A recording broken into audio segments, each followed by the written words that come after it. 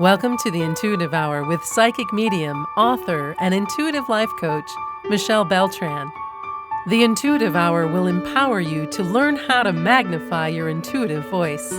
Listen in and expand your understanding of what it means to be psychic and how to awaken, amplify, and trust your inner voice.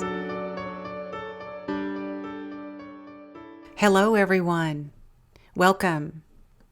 This is the Intuitive Hour, Awaken Your Inner Voice. I'm your host, Michelle Beltran.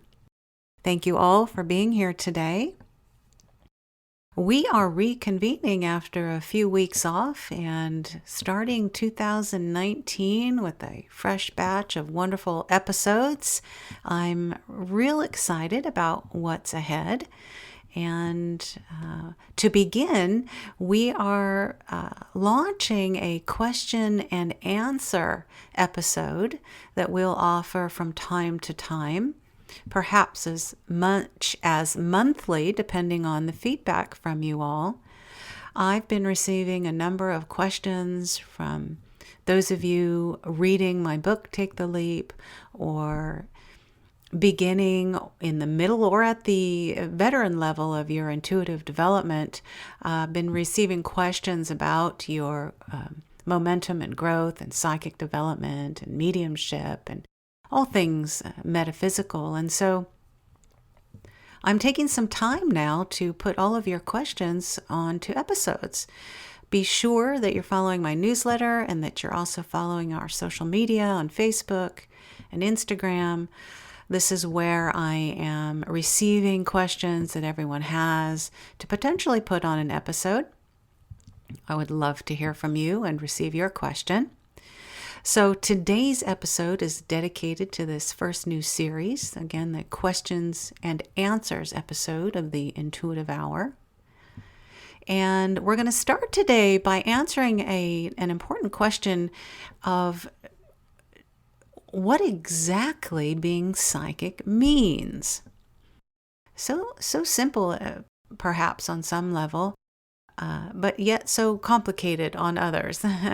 So the very simple skinny on this, a very important question, by the way, is that a psychic person recognizes the supernatural, if you will, capabilities of the mind. And they work to expand on that ability.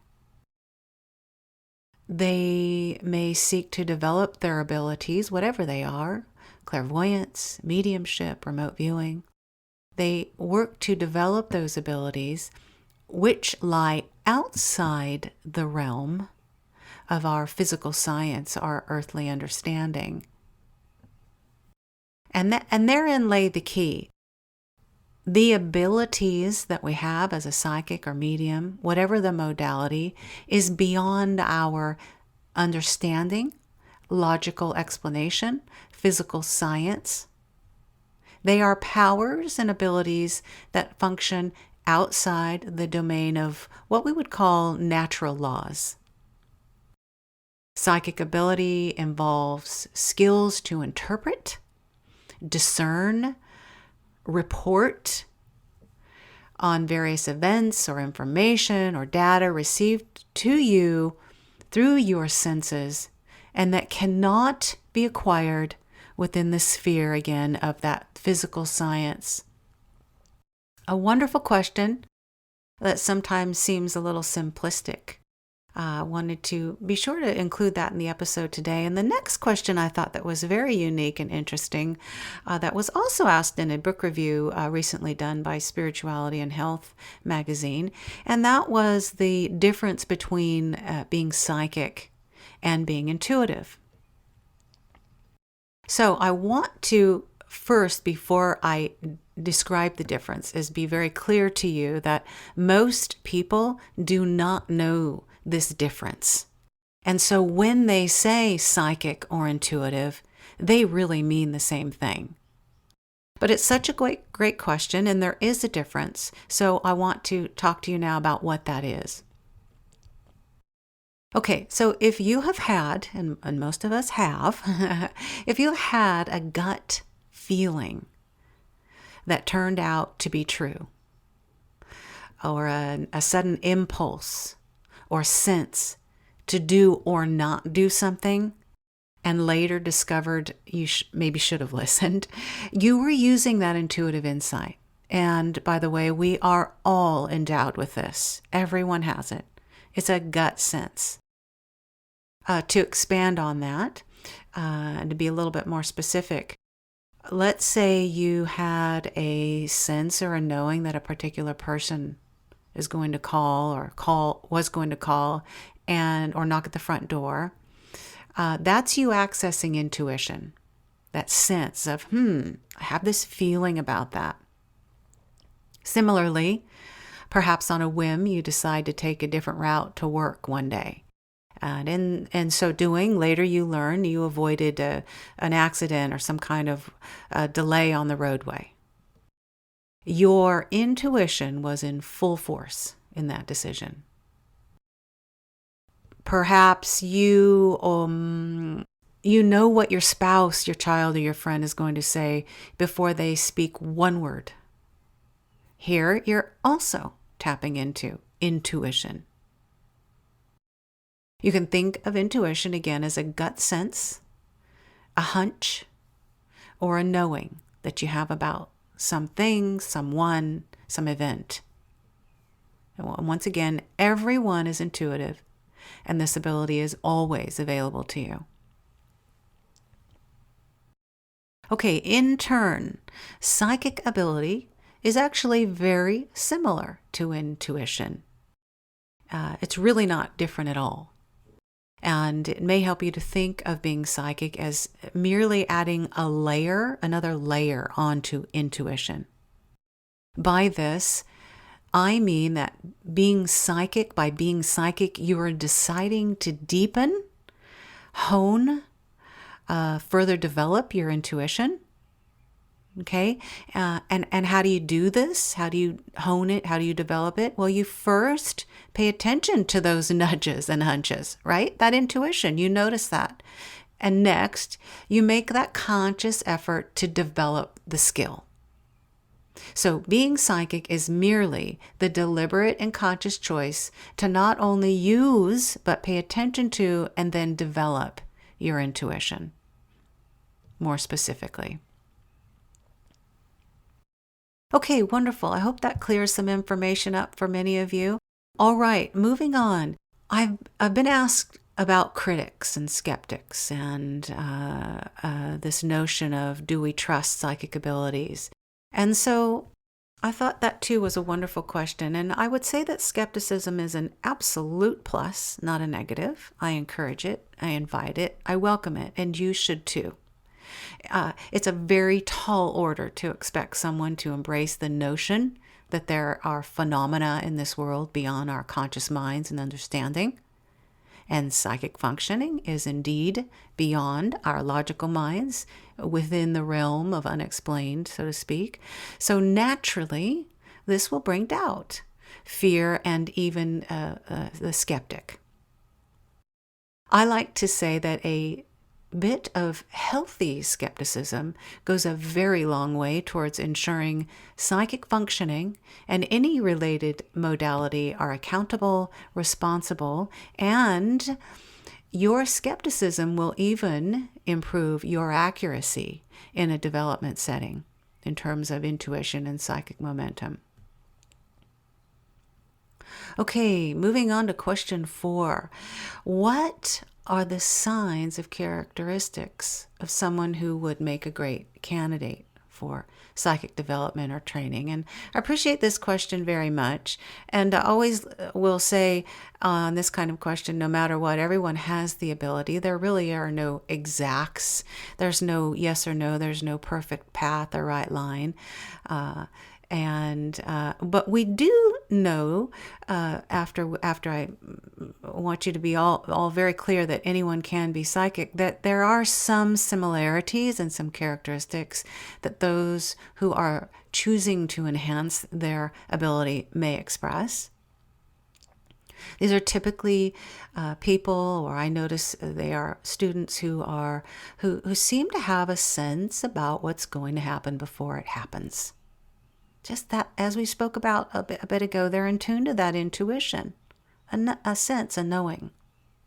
They are those who appear to also, though, go about their lives in unique and different ways. And so by that, I mean, well, I tend to know this, and you may as well, about people who have an intuitive sense, that they pay particular attention to that inner voice, and they listen to that urging. They don't just hear it. They pay attention to it, they honor it, they listen, they respond to it. So that would be, you get a sense about not to take that way to work, and then you don't do it. So they're listening. They also pay attention to their bodies. They're very in tune with their physical body, in and out, and messages and information received through their physical body space, understanding that the body can be a vehicle and a receptive sort of container, if you will, for messages and insight. That would be the gift of clairsentience, by the way, which means clear feeling. They also tend to make time for solitude, to take advantage of opportunities to contemplate the mysteries of existence, researching and learning about the otherworldly and what's beyond us, having a sense that there is something beyond us. Also, those learning to enhance their psychic and intuitive abilities often are very creative and cherish that creativity. Notice two things. They are creative, but they also use it and cherish it and have a sense of its depth of meaning. And they put time into feeding that creativity through whatever it is for them: music, dance, arts, writing. All of this is very, that creative space is also a channel, if you will, to receive intuitive information and insight. Also, those learning to expand their ability will observe most things around them very clearly, very engaged with it, and there's an attempt to make sense of what's around them and what they see. They are drawn to finding the truth in others and in the world around us. And finally, they pay attention to their dreams. There's a knowing that truth and discerning and learning, spiritual evolution and evolvement, guidance can be found in the dream space, in spirit world, as well as our physical world. Excellent, excellent question. I appreciated that. And our last question today, what is the first essential step to take in honing your clair abilities, or in my book, Take the Leap, I refer to them as sense abilities.